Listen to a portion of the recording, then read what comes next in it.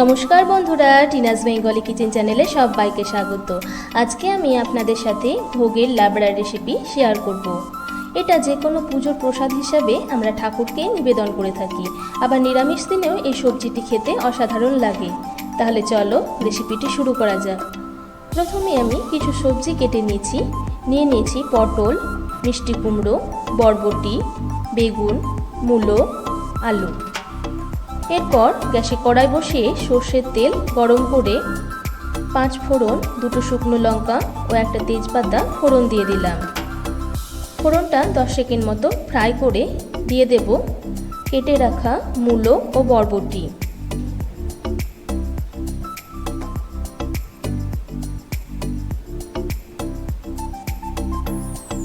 এবারে একটু লাল করে ভেজে নেব।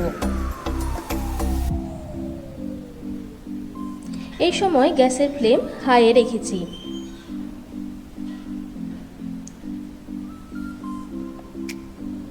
এবারে দিয়ে দেব পটল, আবারও ভেজে নেব।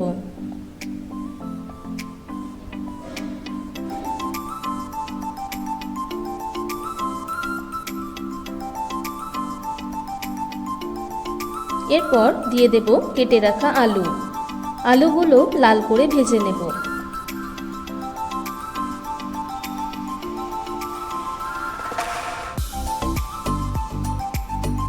এবারে দিয়ে দেব মিষ্টি কুমড়ো ও বেগুন।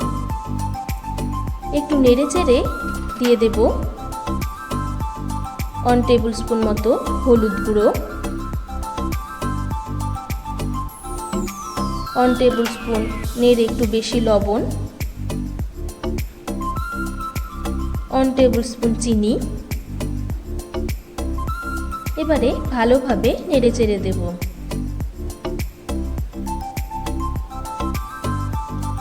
এরপর দিয়ে দেব 1 টেবিল স্পুন আদা বাটা,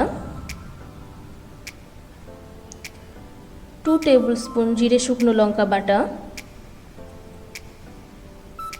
ও হাফ কাপ জল দিয়ে নেড়েচেড়ে 3 মিনিট ঢাকা দিয়ে সবজির সাথে মশলাটা কষিয়ে নেব।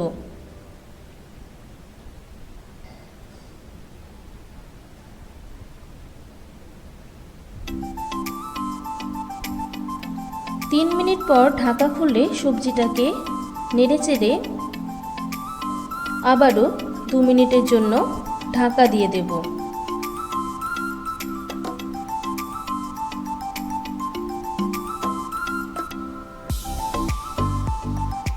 2 মিনিট পর ঢাকা খুলে নেড়েচেড়ে দিয়ে দেব 1 গ্লাস পরিমাণ গরম জল।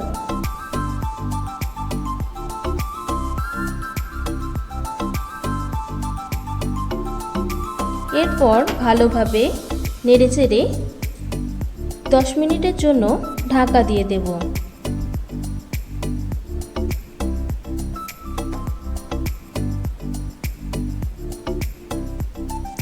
ফিরে আসছি 10 মিনিট পর।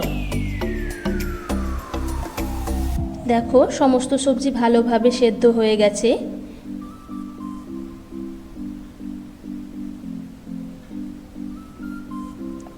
এই পর্যায়ে আমি গ্যাসের ফ্লেম অফ করে দেব। তাহলে বন্ধুরা, আমার আজকের রেসিপিটি কেমন হয়েছে অবশ্যই কমেন্ট সেকশনে জানিও। আর যারা নতুন বন্ধু আমার চ্যানেলটিকে দেখছো তারা প্লিজ চ্যানেলটিকে সাবস্ক্রাইব করে আমার পাশে থেকো।